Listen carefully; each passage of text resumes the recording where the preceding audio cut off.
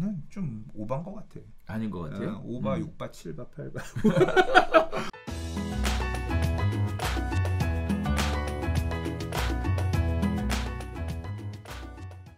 자, 5번째 이야기 바로 갈게요. 자, 청약하러 가자. 하남, 과천 인구 증가세가 파죽지세라고 얘기합니다. 자, 여기선 크게 두 꼭지 이야기를 한번 해보도록 할 텐데요. 자, 내년에 사전 청약하는 하남, 과천, 남양주는 인구가 증가세라고 하고요. 전셋값도 한 달에 1% 이상 올라가고요. 반면에 인천, 부천, 안양 등은 인구가 오히려 감소하고 있다고 합니다. 자, 왜 이런 일이 생기는 걸까요? 자, 세 개 도시의 공통점은 3기 신도시 사전 청약 문제인데요. 사전 청약은 본 청약 1, 2년 전에 아파트를 조기 공급하는 제도고요.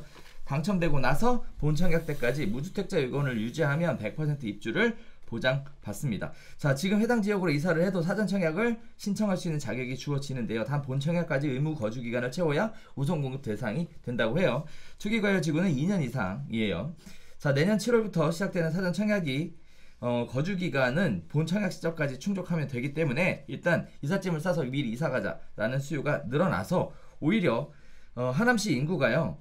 지난해 9월과 비교하면 6.6% 늘어 역대 최고 인구를 기록했고요. 과천도 인구 증가세가 굉장히 빠르다라고 얘기합니다.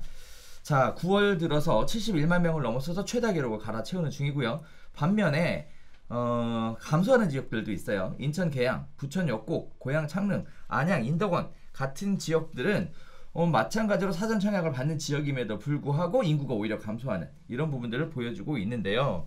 사전 청약이랑 똑같은 호재를 두고 나서도 특정 지역들은 계속 인구가 유입돼서 전세 가격이 올라가고 그리고 또 인구수가 굉장히 늘어나는 이런 모습을 보이는 반면 지역적으로 특정 지역들은 오히려 인구가 사전 청약을 받고 3기 신도시가 공급됨에도 불구하고 빠져나가는 이런 모습들을 보여주고 있는데 지역적에 따른 호불호가 굉장히 갈리는 상황입니다. 저는 이 기사는 조금 글쎄요. 기사에서 말하는 논조는 3기 신도시 청약이 아주 유명한 데는 막 인구가 주소 전입해서 당첨 확률을 높이려고 막 들어오고 있고 상대적으로 좀 인기가 떨어지는 데는 오히려 빠지고 있다. 이런 식으로 해석하고 있는데 나는 좀 오반 것 같아. 아닌 것 같아요. 5바, 6바, 7바, 8바 5바를 넘어서. 왜 그렇죠? 네? 네, 왜 그래요?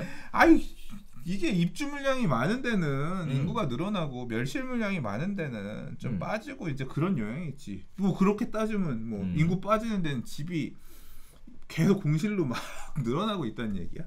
좀 저는 약간 오히려 그러니까 지금 늘어났던 지역들 같은 경우는 집도 짓고 그래서 입주 물량도 늘고 그러면 하남 같은 경우는 뭐 계속 공급 물량이 있었으니까 늘어난 부분이 많았고 그런 거로 봐야지 인구가 늘고 줄고 가지고 이렇게 판단하는 거는 조금 약간 과대해석이 아닌가. 주관적인 저의 생각은 제 판단은 그렇습니다.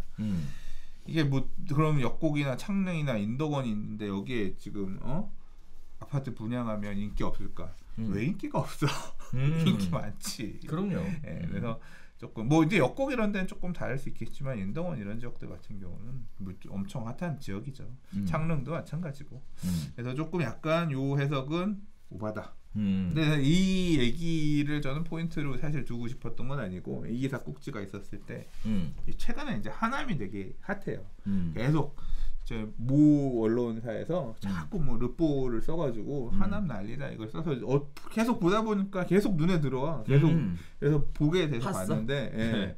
그러니까 그 언론에서 계속 하남 교산이 되게 핫한. 그 다음에 과천은 세대수가 안 많지만 과천도 되게 핫한 이제 3기 신도시 어떻게 보면 대장급 지역이죠. 근데 이제 뭐 남양주 같은 경우도 전세 가격들 오르고 있고 이제 그러니까 전세 가격 오르는 게 어떻게 보면 사실은 포인트입니다. 더 들어오는 거야. 맞아요. 자꾸 전세값을 올려주면서도 들어오는 수요가 있다는 게 사실은 포인트죠. 맞아요. 왜 들어오냐? 일단 하남에서도 많이 오르는 지역은 미사 강변도시. 그러니까 이제 강변도시가 더 벌판이었어. 뭐 갖춰진 것도 없고 가보면 아직 막 먼지바람 나오고 이런 지역이었는데 지금 가보면 제법 괜찮은 신도시가 된 거예요. 그러니까 살기 좋아졌어. 천당 아래 분당 소리 나오는 것처럼 이제 분당 아래 소리 하면 싫어할 수도 있으니까 상일동 아래 고덕 아래 미사 뭐 이런 느낌으로 이제 갖춰지고 있는 거야. 그러다 보니까 살기 좋으니까 전세 가격 올라가는. 그래 지금 남양주 이제 저 이름이 갑자기 왜 지금지구 뭐 이제 진건지구 이 다산신도시 다산신도시 같은 경우도 몰판이었고 아무것도 없던 지역이지만 지금 이제 어느 정도 차서 눈 돌아가. 그렇죠. 이제 그러니까 전세 가격이 제 시세가 나오는 거예요. 아무것도 없던 허벌판 시절에 전세값 싸던 게 할만하니까 이제 올라오는 거거든. 이제 이런 부분들이 반영되는 거를 언론에 해석할 때는 이거 청약해서 당첨 3기 신도시 받으려는 사람들이 다 올려놨다. 지금 들어가는 수요들은 어느 정도 반영이 돼 있는 거죠. 살기도 좋은데 전세 가격도 플러스 알파로 3기 신도시 이게 그렇게 이제 두 개가 영향을 끼쳐서 올라가는 부분이 교차해서 있다. 그렇게 해석하는 게 맞을 것 같고요. 제 개인적으로는 그렇게 보고 있습니다. 근데 이제 플러스 알파가 뭐냐면 이제 그거예요. 이제 내년에 진짜 무서운 거. 이걸 통해서 우리가 느낄 수 있는 거. 그냥 하남 자꾸 얘기가 나와서 본 건데 하남 교사는 뭐 유물 나와서 더 3기 신도시 공급 사전 청약도 늦어질지 모르겠다 이제 이런 얘기가 있던데 맨날 나왔잖아. 이제 하남은 원래 네. 이 송파 여기 이쪽은 백제 뭐 이 문화유적 이게 거기는 아무튼 문제야. 그것 때문에 하남 저기 어디야 저기도 늦어졌고. 그럼요. 네 공룡도 나와요. 네 거기. 이게 네. 왜 이 지구 이름이 생각이 안 나냐? 위례 옆에 있는 하남 몰라. 예, 지금 막 지금 이제 입주하고 있고 내년에도 본격적으로 입주하는 거기도 그렇고 아무튼 이 문화재들이 문제인데 얘기하고 했던 그게 아니라 그 로보 기사에서 설명하는 게 제가 대충 찾아봐도 맞더라고요. 전세가 올해 이 고덕동 강동구 고덕동 여기 입주 물량 쏟아지면 제일 충격을 받을 지역이 이 하남 미사 아니겠느냐 생각했는데 고덕도 이제 끝났고 입주 물량 어느 정도 끝나서 전세 가격을 다시 이제 올라갔고 매매가도 이제 다시 다 튀어 올라갔고 미사가 전세가가 30평대가 이제 A급지 같은 경우는 7억 5천이 나와요. 네. 7억 5천이 나와요. 모르는 거지 많이. 매매가가 10억 5천 나와요. 갭이 3억으로 줄었어. 그러니까 근데 지금 올해 그 정도인데 입주하려고 하는 그러니까 3기 신도시 청약 수요. 그 다음에 살기 좋은 거, 뭐 역 만들어지고 이런 것들 포함해가지고 전세 가격이 내년에 물량 더 이제 미사는 입주가 원래 끝났기 때문에 물량 쇼크 때문에 막 흔들릴 일도 별로 없단 말이에요. 그러니까 더 오르면 올랐지 떨어지기 쉽지 않은 그런 상황인데 내년에 전세가 8억 5천 올라. 그럼 매매가 10억 5천에 가만히 있을까? 전세가가 이제 매매가를 밀어 올리는 그런 역할을 한단 말이에요. 그렇죠. 만약에 8억 5천 9억이 돼서 전세가를 11억, 12억 내년에 서울 입주 물량이 적고 경기도 입주 물량도 이런 A급 지역들은 적으니까 밀어 올려서 11억 5천, 12억, 13억 밀어 올려. 만약에 그러면 봐요. 미사가 13억인데 미사가 12억인데 고덕 그 옆 동네 고덕 형님들은 야 미사도 저 가격인데 우리는 지금 17억 16억이 말이 되냐 15억이 말이 되냐 그러면 이게 밀어 올라가면 이제 밑에 라인부터 그러니까 전세가 이쪽에 매매가를 밀어 올리고 이 매매가가 고덕의 아파트 형님들 가격을 밀어 올려 그러면 야 고덕이 18억 19억인데 송파 우리가 이 가격 되냐? 그러면서 이제 잠실 A급지들, B급지들이 또 왜냐하면 매수자들은 그 돈 주면 차라리 송파 간다. 이걸로 야 미사를 13억 주고 가느니 그냥 그럼 인석을 하자. 그래서 옆으로 가서 더 주고 이게 점프하면서 계속 밀어 올리기 시작한단 말이에요. 그러니까 전세 가격 밀어 올리기가 강남에서만 일어나는 게 아니라 이렇게 밑단에서부터 조금씩 밀어 올리면서 수요가 그 돈 주면 차라리 여기 간다 여기 간다 이렇게 하면서 점점 움직이면서 서울 핵심 지역까지도 건드리게 되는 이 상황이 내년에 진짜 제일 생각하기 싫은 안 좋은 레파토리인 거예요. 근데 결국 뭐냐면 전세 가격이 매매가를 건드리는 이 시나리오가 되게 안 좋은 시나리오인데 임대차 3법이 아이러니하게도 전세 가격을 더 그러니까 그렇죠. 이게 전세가 기존 전세 가격 말고 뭐 통계로는 뭐 평균 전세가 얼마 안 올랐다 그거는 그냥 위안을 삼는 말인 거고 이번에 뭐 신규 전세가 국정감사에서 네. 신규 전세가를 이렇게 건드리 더 급격하게 그러니까 기존에 시장이 붕괴한 거 아니에요. 재고주택 매물 시장이 나오게끔 기존에 살고 있는 임대차들은 계약갱신 요구권으로 더 붙들게 만들고 움직임을 못하게끔 해서 전세 매물들은 1주택 우선 정책을 쓰면서 기존에 다주택을 못하게 하니까 전세 매물이 못 나올 거 아니에요. 매매로만 움직일 수밖에 없는 구조가 자꾸 되는 거잖아. 그렇죠. 그런데 전세 매물이 없어지면서 기존에 남아있는 전세 가격들은 호가를 더 높여도 전세를 얻을 수밖에 없는 사람들을 쫓아오게 만드는 이 1주택 우선 정책이 전세 가격도 폭등하게 만들면서 결국은 다시 매매가를 불안하게 하는 악순환 부작용으로 만들었는데 만들고 있는 것 같은데 이제 내년에는 이게 더 심화될 것 같다. 이게 그러면 짝소리 나는 이런 분들의 고통이 이제 언론이나 아니면 커뮤니티나 여러 곳들을 통해서 이제 나오기 시작할 텐데 그 갈등을 보는 게 좀 고통스러울 것 같다. 사실 이제 저는 올해까지는 이렇게 방송도 하고 하는데 이게 남들 막 울고 있는 데 가서 그러길래 참 이거 그러네 이거 되게 이걸 왜 집을 안 사고 있었어요 또는 부동산 얘기를 계속 하잖아. 부동산 정책은 이래야 됩니다 또는 막 이거 얘기를 하면 미울 수밖에 없어. 그렇지. 이게 그 듣는 입장에서는 고통스러운 분들 입장에서는 되게 미울 수밖에 없거든. 그래서 내년에는 진짜 그냥 숨죽이고 별별 수다도 하지 말고 그러니까 이게 되게 정말로 극단적으로 그러니까 시장이 안정화되는 모습이 보이고 조금 숨통이 트이고 이런 모습이 보이면 부동산 얘기 막 이렇게 되는데 이제 막 진짜 극단적으로 치닫는 이런 상황에서 부동산 시장 안 좋습니다 안 좋습니다 하면 알아 이 개새끼야 이러면서 이제 이 말하는 사람들도 이 부동산을 주제로 꺼내서 얘기하는 사람들도 이 두들겨 맞을 수 있는 그런 심각한 상황이 될 수 있을 것 같아요. 그래서 내년에는 조금 방송 횟수도 줄이고 이런 이슈도 좀 다루지 말고 차라리 다른 식으로 부동산 별별 수다를 하거나 나도 부동산 컨텐츠를 다른 식으로 소비를 해야 되지 않을까에 대해서 심각하게 고민하고 있습니다. 진짜로 그래요. 네. 내년에는 부동산 얘기를 이게 빤히 좋은 어떤 이게 안 보이는 상황이잖아요. 뭐 제가 지금 말씀드린 이게 기우고 이런 최악의 시나리오로 안 갔으면 정말 좋겠습니다만 뭐 지금 홍남기 아까 이제 경제부총리께서 이번 주에 뭐 무슨 회의 주최하시면서 24번째 부동산 대책, 전셋값 대책이죠. 얘기를 하셨거든요. 이게 극복이 되겠습니까? 부작용으로 인해서 전세 매물을 없애는 어떤 이런 정책의 어떤 작용을 해서 지금 이 상황이 벌어졌는데 뭐 무슨 다른 어떤 대책으로 이거를 해결할 수 있을까요?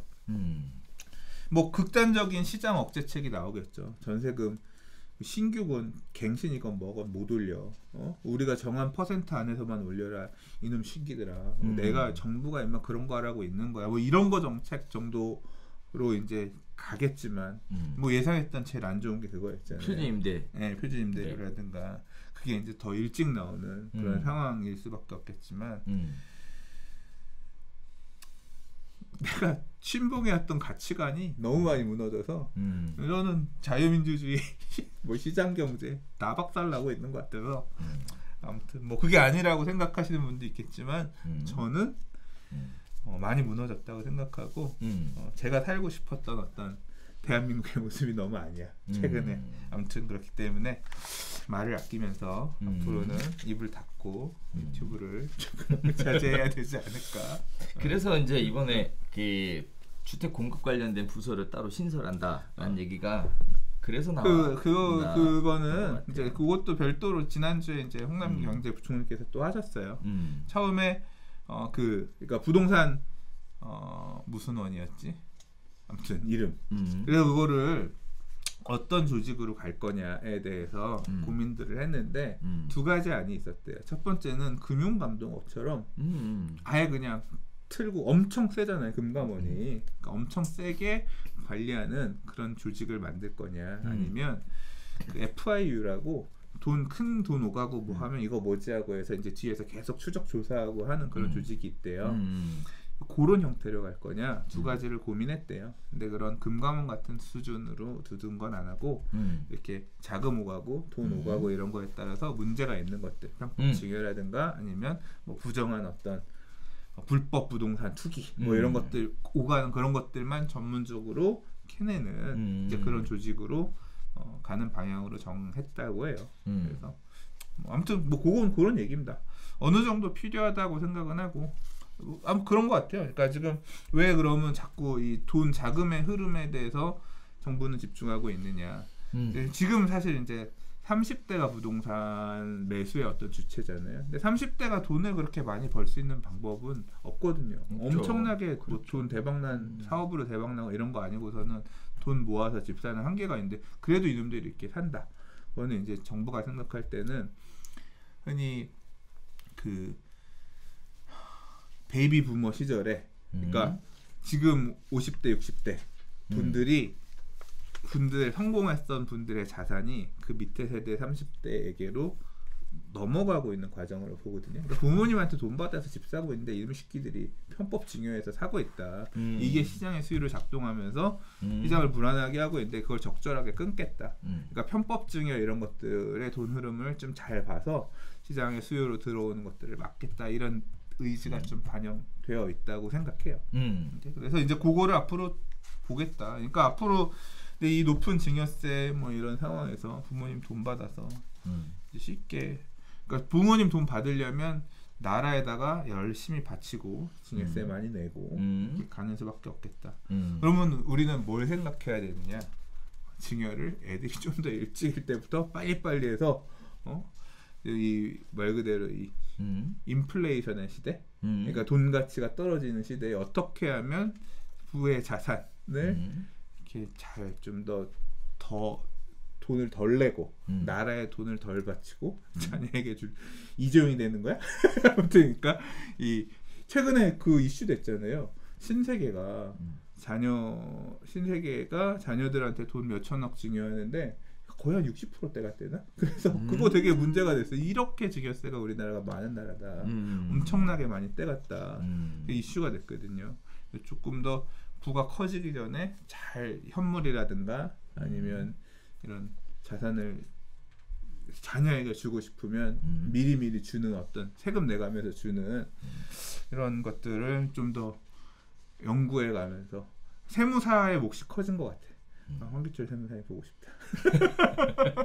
왜 또 갑자기? 그러니까 부동산으로 주는 거는 좋지 않잖아. 그러니까 이게 엄청 차이가 큰 거예요. 주택으로 주게 되면 12% 뭐 지금 취득세도 12% 증여세 세율 높고 그래서 이거 좋지 않고 어떻게 자녀에게 자산을 증여하면 좀 더 적은 세금을 내면서 이런 것도 이제 이 성공하신 투자자분들께서는 그런 것들을 연구해야 되는. 그러니까 세금을 덜 내기 위해서 제가 안 그래도 얼마 전에 고등학교 친구 하나가 좀 금수저 친구가 있는데 이놈이 부모님이 빌딩을 파셔가지고 있는데 이걸 어떻게 하면 자기가 저렴하게 받을 집을 알아보길래 야 미친놈아 지금 그거는 아니야. 집으로 그렇게 해서 받는 건 아니고 똑같은 자산을 받는다고 하더라도 다른 형태로 이건 세무사의 영역이니까 너는 어쨌거나 그거를 가서 올라갈 걸 생각하는 것보다 세금을 덜 내고 그 과정에서 절세에서 받는 게 더 포인트니까 건물을 사서 증여를 받을 거냐 현금을 받을 거냐 비교를 해가지고